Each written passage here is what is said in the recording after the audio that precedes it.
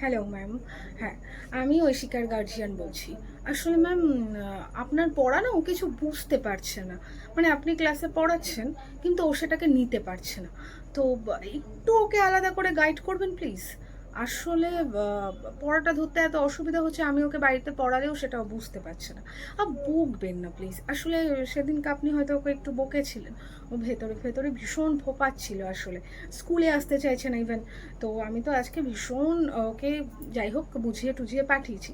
কিন্তু এরকম রোজ রোজ করলে আমি তো ওকে জোর করতে পারবো না, না? একটা বাচ্চা মানুষ, আমি ওকে কি করে, ওর ভয় লাগলে আমি ওকে কি করে স্কুলে পাঠাবো, তাই না? বকবেন না, ওকে একটু আলাদা করে গাইড করুন। বাচ্চা যদি এত ভয় পায়, স্কুলে আসতে না চায়, অগত্যা আমাকে তো অল্টারনেট মানে অন্য একটা স্কুল দেখতে হবে, না? মানে এই স্কুলে যদি আসতে না চায়, তাহলে আমাকে একটা অন্য স্কুলে ওকে ভর্তি করাতে হবে। তো প্লিজ এটা একটু দেখবেন ম্যাডাম। Okay, thank you.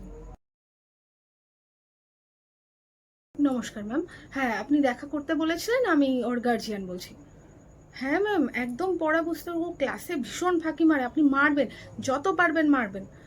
হ্যাঁ, আমি তো সেটাই বলি, সবাই পড়া বোঝে, তুই শুধু পড়া বুঝিস না। ম্যাম কত সুন্দর পড়ান। হ্যাঁ, সবার কাছে শুনেছে তুই পড়া বুঝিস না। হ্যাঁ ম্যাম। হ্যাঁ হ্যাঁ, অবশ্যই ম্যাম। হ্যাঁ হ্যাঁ, যা শাস্তি দেবেন দেবেন। হ্যাঁ ম্যাম, মারবেন দরকার পড়লে। আমি তো বাড়িতে উদ্যু মাধ্যম দিই, স্কুলে যাবি না মানে পিটিয়ে ছাল তুলে দেবো একদম। স্কুলে যাবি না, স্কুলে আমি রোজ। এর জন্য ম্যাম, হ্যাঁ। ঠিক আছে ম্যাম, ঠিক আছে, একটু দেখবেন ম্যাডাম। হ্যাঁ, পড়া না পারলে, পড়া না করলে শুধু একবার আমাকে বলবেন, আমি পিটিয়ে ওর ছাল তুলে দেবো। কিন্তু স্কুলে যাতে আসে, স্কুলে না আসলে আমি ওর মানে কী হাল যে করো, বাড়িতে থাকলে বাদরামো করে করে শেষ করে দেয়। হ্যাঁ ম্যাম, ঠিক আছে, ঠিক আছে, ঠিক আছে ম্যাম। হ্যাঁ হ্যাঁ, চলি ম্যাডাম, হ্যাঁ।